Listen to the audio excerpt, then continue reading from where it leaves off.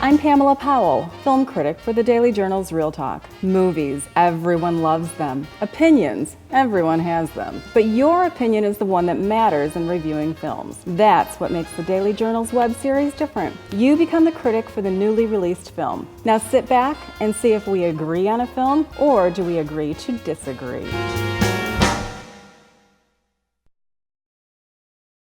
Welcome to Real Talk. Paper Towns opened this last weekend, and it's based on the book by John Green, who you might be familiar with from The Fault in Our Stars. He also wrote Paper Towns and wrote the screenplay, or at least helped with the screenplay on this one as well. The movie is about teen angst and a young boy who grows up next to a little girl who he is madly in love with from the moment that he sees her. As they grow up, they grow apart, but they have one last adventure together. This film is about love and maturity.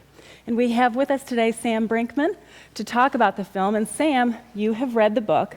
I have not, so I'm really curious to see, what do you think about the film and how it compares to the book? I definitely enjoyed the book more than I enjoyed the movie, but with filmmaking, you obviously can't adapt a 200-page book into a real film, so they had to cut out certain parts. I did enjoy the movie, just not as much as the book, I'd say. Okay, and I think that's typical of most books to movies. I think it's really difficult to have that perfect translation. Yeah, exactly. I think I was looking for a young adult movie book like Me and Earl and the Dying Girl, which I absolutely loved, and I didn't get that with this film. And I think the reason why I didn't get it with this film is the acting. Q, you gotta go. Can't go to New York.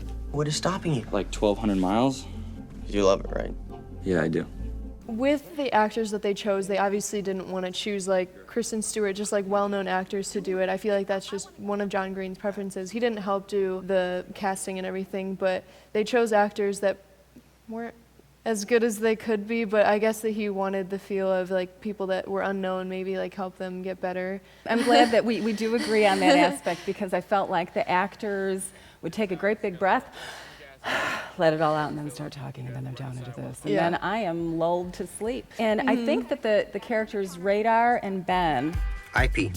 Jesus, dude. What? I had a lot to drink. were probably absolutely wonderful and rich in the book, and in the movie they were really kind of dull and irritating in my viewpoint. Yeah.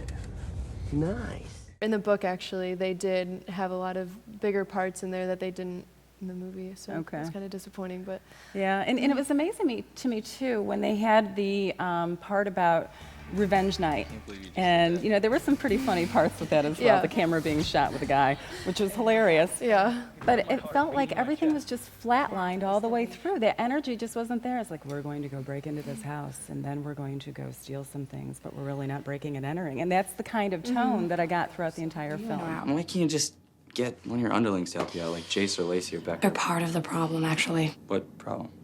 There are 9 problems.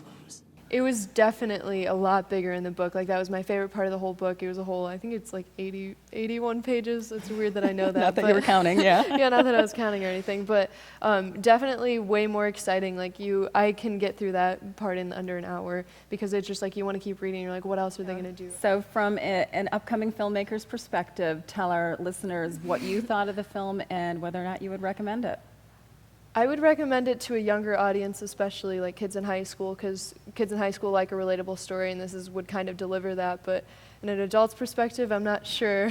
Well, I'll answer that one for you. From the older adult, I'm not going to say old adult, the older adult perspective, I would say go ahead and skip this one, unless you have a teen that you want to go and share a movie-going experience with. It's a benign film. Yep, I would definitely agree with that. Thank you, Sam, for joining us today on Real Talk.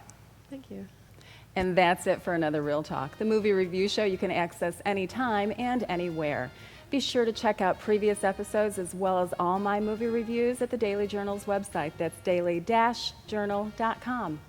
And be sure to tune in next week when Dennis Barron joins me to talk about the end of the tour. And Sam, that is a wrap.